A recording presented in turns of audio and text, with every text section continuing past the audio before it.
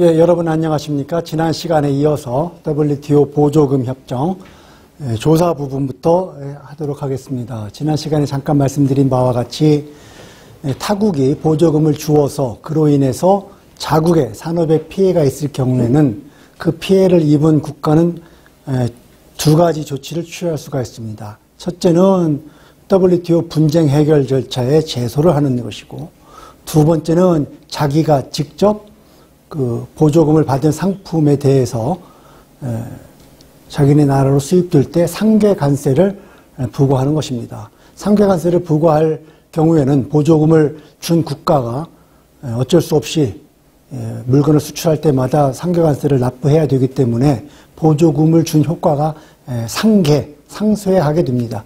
그런데 이러한 상계 조치는 보조금으로 인한 피해를 보았다고 해서 마구잡이로 부과할 수 있는 것이 아니라 실제로 보조금이 제공이 됐는지, 얼마가 제공이 됐는지, 그로 인한 혜택이 얼마였는지, 그로 인해서 우리나라 보조금 지급으로 해서 피해를 본 나라의 산업에 어떠한 피해가 야기됐다는 건지, 그 피해가 규모가 무엇인지, 그리고 그 피해와 보조금 지급 간의 인과관계가 존재하는지 등에 관해서 객관적이고 타당한 조사를 거친 후에 증거에 입각해서 부과하도록 되어 있습니다. 이러한 그 상계관세를 부과하기 위한 일련의 조사 과정이 투명하고 객관적이고 공정하게 이루어질 수 있도록 WTO 협정에서는 그 조사가 준수해야 될 요건에 관해서 많은 분량을 할애해서 기록을 하고 있습니다. 다행히 여기에 기록된 내용은 반덤핑 협정 기록되어 있는 그 반덤핑 조사 내용과 자꾸 하나 틀리지 않고 똑같습니다. 일부 뭐 조금 바뀌는 경우가 한두 개 있긴 한데 그건 무시할 만하고, 전체적으로는 그 내용은 물론이고 표현 그리고 문안 자체가 똑같습니다. 따라서 반덤핑 협정을 공부하신 분은 지금 이 협정의 이 조사 부분을 다시 공부하실 필요는 없으시고 반덤핑 협정 부분과 비교만 하시면 됩니다. 여러분이 반덤핑 협정의 조사 부분을 공부하셨다는 전제로 빨리 지나가도록 하겠습니다. 궁금하신 분은 반덤핑 협정 해설 강의 부분을 참조하시면 되겠습니다. 먼저 조사를 하기 위해서는 게시를 해야 되는데, 그 게시는 반드시 리튼 어플리케이션이 있어야 됩니다. 리튼 어플리케이션이 있는데 그 리튼 어플리케이션은 누구나 다 제기할 수 있는 게 아니라 해당되는 인더스트리를 대표하거나 그 인더스트리에 의한 이러한 리튼 어플리케이션이 받아보고 그러고 시작을 해야 됩니다. 어플리케이션에서는 적어야 될 조치가 많이 있습니다. 당연히 서브시디가 있었느냐, 있다면 얼마나 있었느냐, 그리고 피해가 있었느냐, 그리고 이 피해가 서브시디 때문에 일어났다는 코잘 링크가 있었느냐, 이러한 정보입니다. 그리고 역시 그 신청서에는 신청자가 누구인지, 보조금을 받았다고 하는 상품이 무엇인지, 보조금이 얼마나 줬다는 건지, 그로 인한 피해가 어느 정도인지에 관한 일련의 정보가 들어가 있어야 됩니다. 그리고 그러한 정보를 받으면은 이러한 정보가 적정하고 또는 정확한지 일단 검토를 해보고 게시 여부를 결정해야지 무조건 조사 게시 신청서를 받았다고 조사를 개시하면 안 됩니다. 여기 나와 있습니다. 그 By and on behalf domestic industry 아까 나왔지요. 이 by or on behalf of가 무엇인지는 그 규정은 여기에 나와 있습니다. 이것은 AD에 또 나와 있는 거가 똑같습니다. 자세한 내용은 AD 협정을 보시기 바랍니다. 조사를 개시를 결정하기 전에는 신청 사실은 공개하면 안 됩니다. 그리고 보조금 존재가 분명히 있고 또 그로 인한 피해가 충분할 경우에는 예외적으로 이런 국내 산업을 대표한 신청이 없다 할지라도 직권으로, 조사당국이 직권으로 조사를 개시할 수도 있습니다. 자, 보조금 피해와 증거는 동시에 검토하라 그랬습니다. 반덤핑에도 나옵니다. 왜 그렇습니까? 보조금이 있는 걸 판정이 되면은, 그러면은 상계관세를 부과하기 위해서 피해가 있다고 판정을 하고 싶은 유혹이 생깁니다. 반대로 피해를 먼저 조사를 해서 피해가 존재가 확인이 되었으면 그럼 보조금 존재만 확인하면은 상계관세를 부과할 수 있는 유혹이 생깁니다. 그러지 말라는 뜻에서 보조금은 보조금대로, 피해는 피해대로 따로따로 동시에 조사하는 주체를 달리해서 검토하라는 얘기입니다. 역시 제3국 경유할 경우 신청서를 기각하는 사항, 조사 기간 전부 다 반덤핑 협정과 같습니다. 이 증거도 마찬가지입니다. 조사 당국이 어떤 증거를 내십시오라고 하는 그 요청이 있으면 그 요청은 상당히 이른 시간 전에 조사 그 자료를 제출해야 될 사람한테 그 회사한테 상당 기간 전에 통보를 해야 되고 답변할 수 있는 충분한 시간을 줘야 됩니다. 필요하면 연장도 해줘야 됩니다. 여기 나와 있죠. 예. 그리고 한 이해 당사자가 제출한 증거는 타 이해 당사자한테 역시 공유를 해줘야 됩니다. 다 나와 있습니다. 구두 정보도 접수가 가능은 한데 일단 문서 정보로 바꾼 후에 판정의 근거로 사용할 수가 있습니다. 관련 정보를 열람할 기회, 이해 당사자 요청하면은 열람할 기회를 보장을 해줘야 되고요. 접수받은 정보가 비밀 정보일 수가 있습니다. 그럼 그 비밀 정보를 타당하게 보호를 해줘야 됩니다.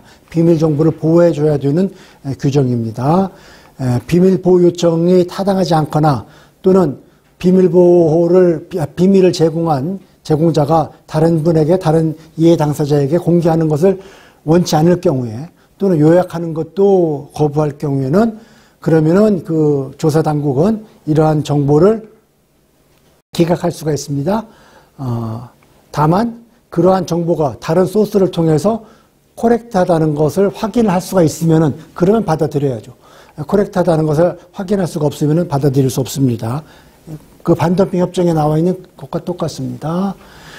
예, 무조건 그 정보를 다 접수하는 게 아니라 정보가 정확한지 아닌지 조사하고 만족해야 됩니다. 필요할 경우에는 보조금을 준 나라에 직접 찾아가서 실사를 할 수가 있습니다. 실사는 어떠한 절차를 통해서 진행이 돼야 되는지 부속서에 따로 적어놨습니다. 반덤핑 협정도 마찬가지입니다. 이용 가능한 정보, 이해 당사자가 조사 당국이 필요한 정보를 제때 주지 않거나 부실하게 주거나 또는 기타 조사에 협조하지 않을 경우에는 조사 당국은 자기가 입수할 수 있는 정보를 가지고 판단을 할 수가 있습니다. 대개 그 결과는 조사에 적극적으로 협조했을 경우보다 좀 불리하겠지요. 예. 자, 최종 판정을 하기 전에 그 판정의 근거가 된 그 핵심 사실이 무엇인지 또 거기에 대한 이견이 있는지 이 의견을 개진할 기회를 이해관계자한테 부여해야 됩니다. 반덤핑 협정과 마찬가지입니다.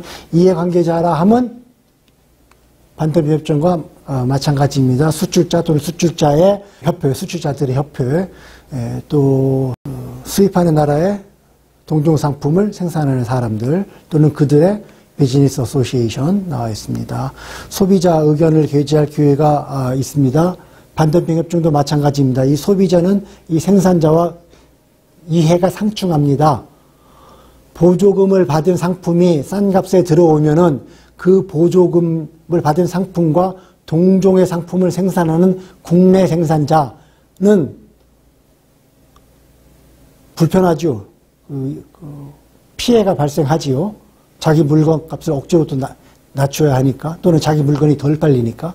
하지만 소비자 입장에서는 보조금을 받은 상품이 더 싼 가격으로 수입이 되면 더 싼 가격으로 물건을 구매할 수 있기 때문에 좋은 일입니다. 따라서 이 소비자의 의견도 이해관계가 상충되는 소비자의 의견도 적절하게 고려하라고 되어 있습니다.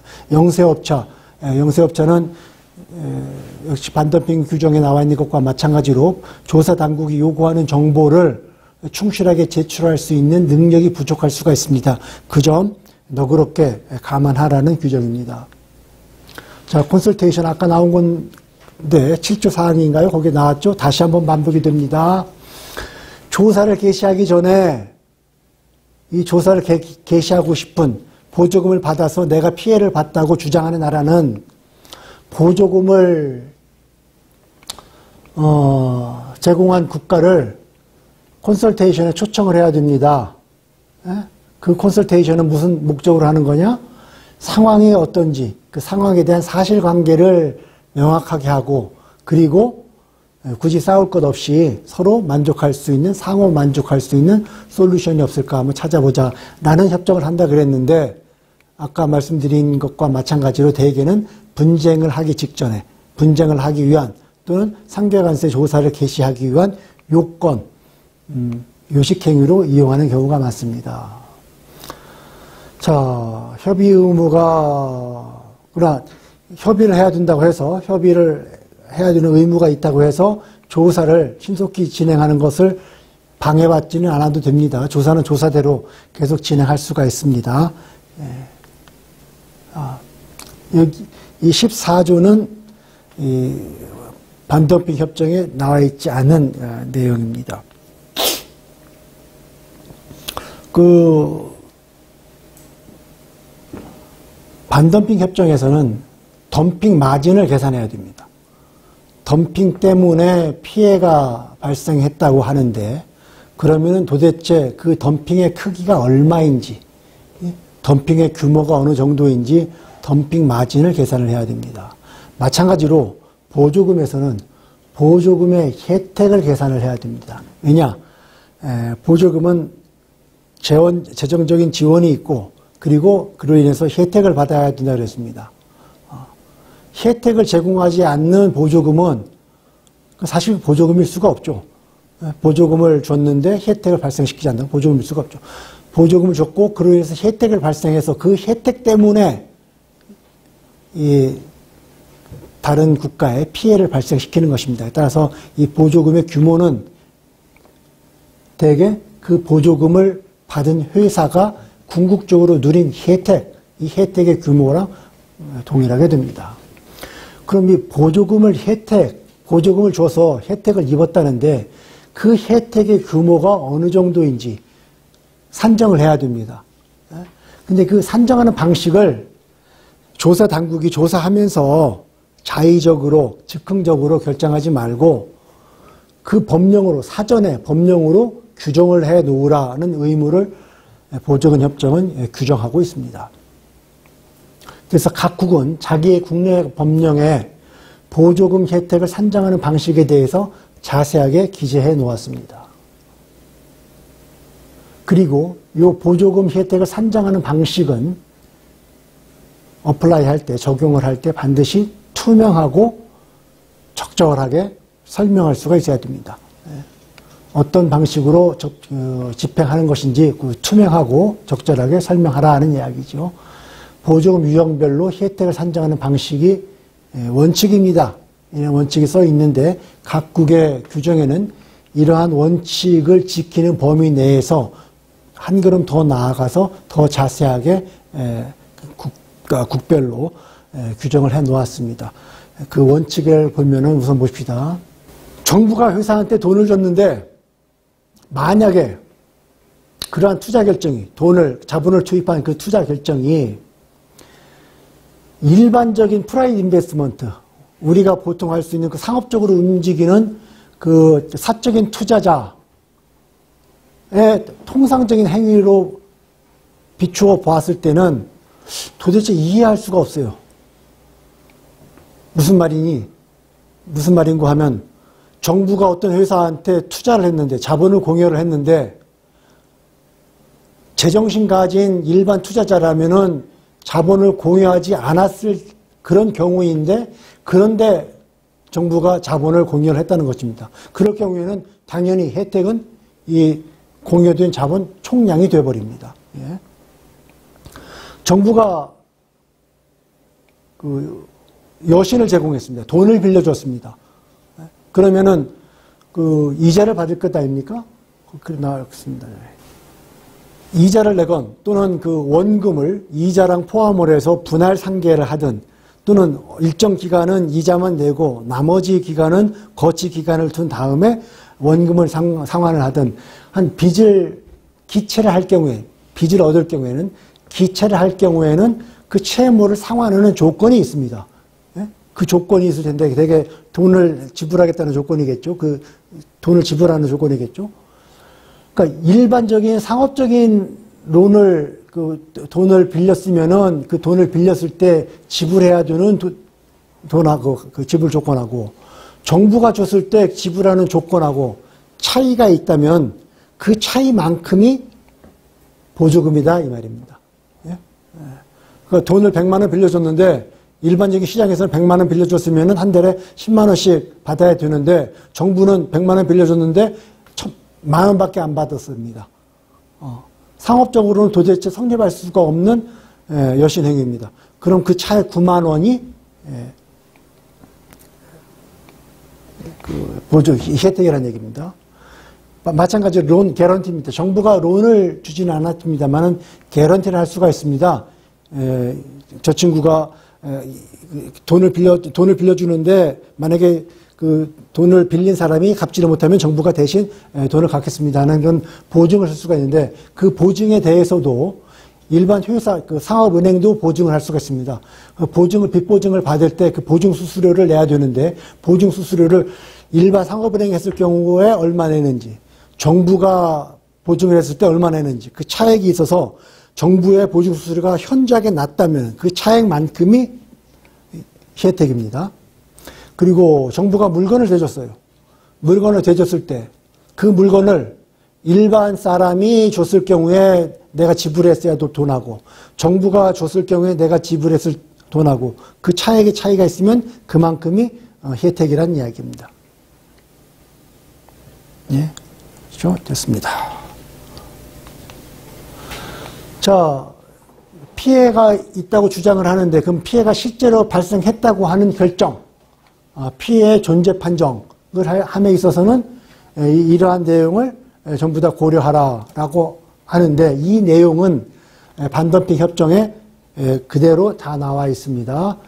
피해 판정은 반드시 증거 입각을 해야 됩니다. 그리고 보조금 상품이 그 물량 효과가 어떤지 계산을 해야 되고 그 다음에 가격에 미친 효과는 무엇인지 판단을 해야 됩니다. 또 보조금을 받은 물건이 한 나라에서만 받은 게 아니라 A 나라도 받았고 B 나라도 받았고 C 나라도 받았고 예를 들어서 내가 지금 자전거를 수입을 하는데 A 나라에서 수입하는 자전거도 보조금 받았고 B 나라에서 수입하는 자전거도 보조금을 받았고 C 나라에서 수입하는 자전거도 C 나라로부터 보조금을 받았고 온통 우리나라 수입되는 모든 자전거가 다 보조금을 받았습니다.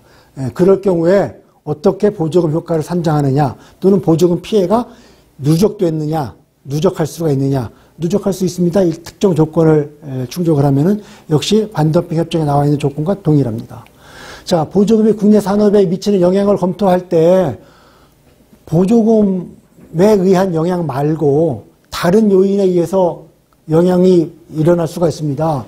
예를 들어서 생산 물량이 줄어들었든지 판매가 감소했다든지 시장 점유율이 낮아졌다든지 수익이 나빠졌다든지 그 회사의 생산성이 안 좋아졌다든지 이러한 이유로 피해가 발생했는데 그러한 이유로 발생한 피해는 보조금 피해하고는 아무 상관이 없는데 괜히 보조금 피해라고 전가할 수가 있지 않습니까? 그 전가를 방지하기 위해서 피해가 발생했으면 그 피해가 실제로 보조금에 의해서 발생한 피해인지 아니면 보조금 말고 다른 여러 가지 경제적인 요소에 의해서 발생한 것은 아닌지 검토하라는 얘기입니다. 반덤핑 협정에도 같은 규정이 있습니다. 피해의 인과관계가 반드시 있어야 됩니다. 입증해야 됩니다. 그리고 여기에다 보면은 threat of material injury입니다. 피해가 직접 발생하지 않았는데 발생할 위협이 있는 거죠. 조만간에 발생할 우려가 있는 이것도 피해에 들어갑니다. 반덤핑 협정에서도 그랬습니다. 반덤핑 협정에서도 피해라 하면 실질적인 피해 또는 피해가 발생할 우려 또는 해당 산업이 설립될 것을 지연할 우려 이것도 피해라 그랬습니다. 마찬가지로 그런 실제적으로 발생하지 않았지만은 발생할 우려가 있는 경우도 피해라고 인정을 해줍니다. 그러한 피해 판정, 현재 있지 않지만 앞으로 일어날지 모르는 그 피해의 위협의 존재를 판정할 때에는 사실에 근거를 해야지 어떤 주장이나 짐작이나 막연한 가능성을 근거를 해서 판정하면 안 된다는 말입니다. 반덤핑 협정에 있는 것과 같은 내용입니다. 자, 그리고 마테리얼 인주어리가 발생할 우려가 있는 것을 결정할 때 보조금 여부 말고 보조금에 이것도 보조금이죠. 보조금 말고 기타 요소 여기 나와 있네요. 여기 재고라든지 프라이스 가격이 인하됐다는 건지 더 올릴 수 있었는데 못 올렸다든지 이러한 여러 가지 요소도 같이 종합적으로 검토하라고 되어 있습니다. 그리고 이러한 요소 중에 어느 한두 가지가 피해 위협의 존재를 지지한다고 해서 덜커덕 피해 위협이 존재한다고 판단하지 말고 전체 토탈리티, 모든 증거의 전체 상황을 종합적으로 판단하라고 되어 있습니다. 예. 국내 산업의 정의, 반덤핑 협정과 동일합니다. 처음에 나왔을 때 by or on behalf of domestic industry라고 되어 있습니다. domestic industry를 대표하거나 domestic industry에 의해서 조사 개시를 신청할 수가 있습니다. 그때 domestic industry의 by or on behalf of란 무엇인가 하는 그 요건을 처음에 나왔고, 그리고 여기에는 그 domestic industry라 함은 무엇을 말하느냐라고 되어 있습니다. 반덤핑 협정과 동일합니다. domestic procedure 전체를 말합니다. 보조금을 받았다고 주장하는 상품과 동종 상품을 생산하는 전체 생산자를 말합니다. 근데 그 중에서 또는 그 중에서 그들의 콜렉티브 아웃풋가, 그러니까 그 사람들이 생산한 것을 전부 다 모아봤더니 전체 도메스틱 프로덕션의 상당한 부분을 차지할 경우에 그때는 도메스틱 인더스트리라고 합니다. 하지만 그러한 생산자가 그 보조금을 받았다고 하는 물건을 수입하거나 수출하거나 또는 그 자신이 수출하거나 수입하는 사람과 관계가 되어 있다든지 모 회사, 자회사, 어머님, 아버님, 뭐 식구 관계, 뭐 이런 식으로 특별하게 남남이 아니라 관계가 되어 있든지 아니면은 자기 자신이 보조금을 받은 그 물건의 수입자일 경우에는 그 사람은 빼고 나머지를 국내 산업이라고 봐야 됩니다. 이 사람들 이해 당사자니까 국내 산업이라고 볼 수가 없죠. 역시 시장이 복수로 분할된 경우 분할됐을 때 어떻게 징수하는지 전부 보조금 반덤핑 협정과 동일합니다. 잠정 조치 역시 반덤핑 협정과 그대로 동일합니다. 다만 반덤핑 협정 조치 형태 중에는 똑같죠. 프로비저널 엔티덤핑 듀티가 있었고 그 다음에 그 데포짓이 있었습니다. 하나 더 있는 것이 반덤핑 협정에는 그 반덤핑률을 계산하는 것을 잠깐 보류한다. with holding of appraisement가 있었는데 그 사문화된 조항이라서 규정만 있고 사용은 안 한다 그랬습니다. 이 반덤핑 보조 협정에는 그 내용이 빠져 있습니다. 자, 언더테이킹 역시 그 반덤핑 협정에 나와 있는 그대로입니다. 상계관세를 매기는 목적 자체가 그 보조금을 받았다고 하는 물건의 가격을 올리기 위한 것입니다. 그러면은 수출하는 사람이 스스로 내가 알아서 스스로 내가 상품의 가격을 어느 정도 인상을 하겠다라고 약속을 하면 굳이 번거롭게 상계관세를 부과할 필요가 없겠죠. 반덤핑 경우도 마찬가지입니다. 그래서 가격 인상 약속에 관한 조항이 있습니다. 똑같습니다. 역시 반덤핑 규정과 똑같습니다. 관세를 징수하는 절차라든지 소급해서 징수할 수 없는데 예외적으로 소급해서 징수할 수 있는 경우의 그 규정이라든지 반덤핑 협정과 똑같습니다. 자, 징수 기간과 재심 역시 똑같습니다. 반덤핑 관세도 최대 5년이었습니다. 이것도 최대 5년으로 되어 있습니다.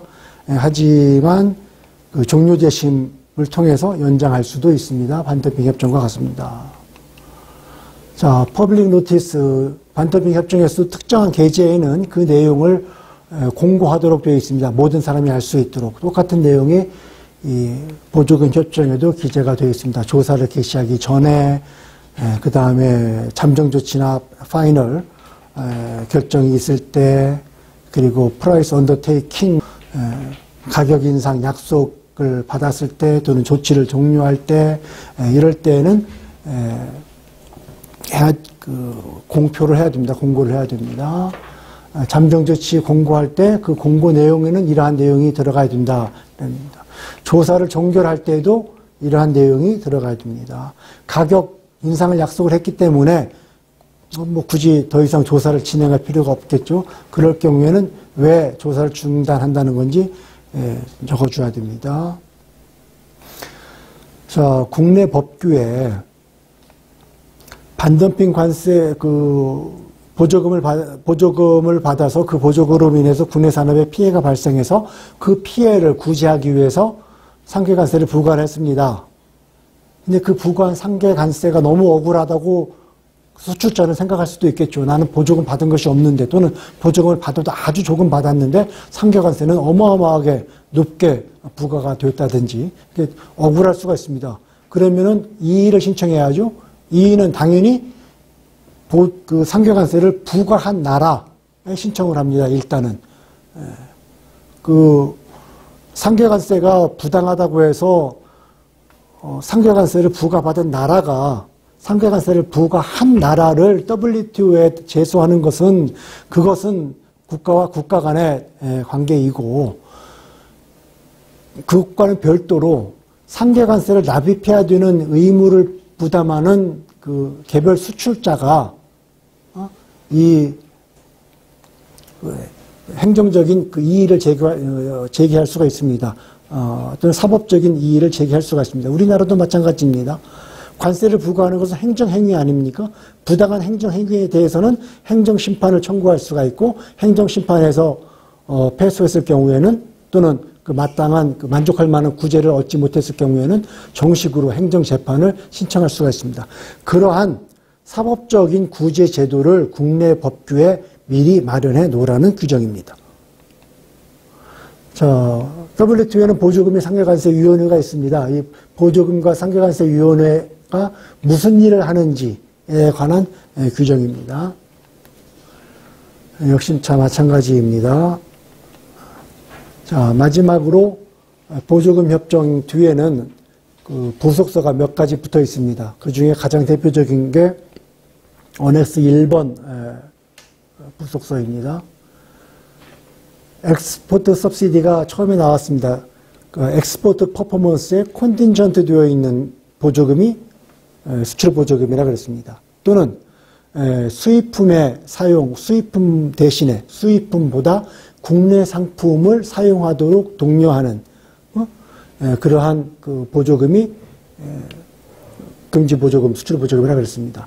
그 보조금의 예시적인 리스트입니다. 형태입니다. 그 수출 형태의 컨틴전트 되어 있는 보조금이라고 하는 건 그냥 서술이고 그것이 구체적으로는 어떻게 적용될지는 나라마다 다르고 상황마다 다르기 때문에 예상할 수 있는 그 형식 몇 가지를 예시한 것입니다. 이것 말고도 그 보조금이 결국은 엑스포트 퍼포먼스, 수출 실적을 조장하는 것이라면은 수출 보조금에 해당합니다. 쭉 읽어보시면 뭐 어려울 거 없을 것입니다. 자, 수출하는 거에 직접적으로 연계가 돼 있는 직접적인 서브시디. 수출 많이 하면 많이 주는 서브시디입니다. 예, 돼 있죠. 자, 수출 많이 하면은 캐시 보너스 주는 거 마찬가지죠. 자, 수출을 할 때 국내에서 뭐 수송을 할 거 아닙니까? 부산에서 공장은 부산에 있고 수출항은 인천이에요. 그래서 부산에서 만들어서 인천까지 오는 국내 수송료를 지원해 줄 수도 있겠죠. 그런 거 전부 다 보조금입니다. 수출 보조금입니다. 자, 부산에서 수출품을 만드는데 거기에 물건이 들어갑니다. 그 물건 지원해 주는 거. 물건 지원해 주는 것만큼 수출 그 단가가 싸지겠죠. 역시 그러면 수출 단가가 싸졌으니까 수출이 늘어나겠죠. 역시 다 수출 보조금입니다. 자, 조세 면제해 주는 거. 돈을 주는 것도 보조금이지만 받을 돈 안 받는 것도 보조금입니다. 역시 또 이건 완전 면제한 거고 이건 디덕션 해준 거죠. 감액해 준 겁니다. 좀 읽어보시면 될 거고요. 역시 엑스포트 프로덕트에 대해서 간접세 나중에 환급해 주는 거, 면제해 주는 거. 받을 세금 안 받은 겁니다. 엑스포트 크레딧은 어느 나라나 있습니다. 어느 나라나 엑스포트 크레딧을 제공하는 일반 상업은행이 있는데 그 은행이 주는 것보다 훨씬 더 낮은 가격으로 주는 거. 예? 자, 이러한 그 내용이 예시적인 수출 보조금입니다. 이러한 수출 보조금은 그 자체로 금지하도록 되어 있습니다. 자, 이상이 여러분과 함께한 그 보조금 협정입니다. 다시 한번 요약해서 말씀드리면은 정부가 재정 지원을 해야 되고 재정 지원이라는 것은 돈을 주어도 되고 받을 돈 안 받아도 되고 그다음에 물건을 대신 그 공급해줘도 되고 돈을 대신 갚아줘도 그 정부로부터 그 재정 지원이 있거나 또는 정부가 재정 지원을 하지 않았지만 정부의 지시나 위임을 받아서 일반 상업회사가 그러한 재정 지원을 했거나 그로 인해서 혜택을 받았거나 그러면은 이제 보조금이 있는데 특정성이 있어야지 상계가 가능한 그 카운터 메저 상계가 가능합니다. 특정성이라면 법으로 정해질 수가 있고 사실적으로 정해질 수가 있습니다. 사실상 특정한 그룹 몇 개 회사만 쌌다든지 어떤 특정한 회사만 불비례적으로 비례에 맞지 않게 많이 썼다든지 그럴 경우에 특정성이 있다 그랬습니다. 어떤 특정 지역에 있는 회사한테만 주는 것도 특정성이 있다 그랬습니다. 자, 그럴 경우에는 보조금이 존재가 했고요. 특정성도 있습니다. 그리고 그로 인해서 드디어 이제 피해가 발생하기 시작했습니다. 그럴 경우에는 WTO에 제소를 하든지 아니면 상계관세를 부과를 합니다. 상계관세를 부과를 할 때에는 상계관세에 부과하기 위한 일련의 조사 과정을 거치라 그랬습니다. 그 조사 과정은 어떤 조건에 의해서 개시를 해야 되는지 또는 어떠한 절차를 거쳐서 진행을 해야 되는지 그 자세한 내용을 보조금 협정에 규정해 놓았습니다. 그 내용은 반덤핑 협정과 동일합니다. 이러한 조사 과정을 거쳐서 보조금이 존재하고 혜택이 존재하고 그로 인해서 피해를 받고 그 피해가 보조금과 인과관계가 있다는 것을 최종적으로 판단을 해서 상계관세를 부과를 해야 됩니다. 자, 이러한 내용을 적은 것이 보조금과 상계관세 협정이었습니다. 자, 그동안 수고 많으셨습니다. 감사합니다. 여기서 마치겠습니다.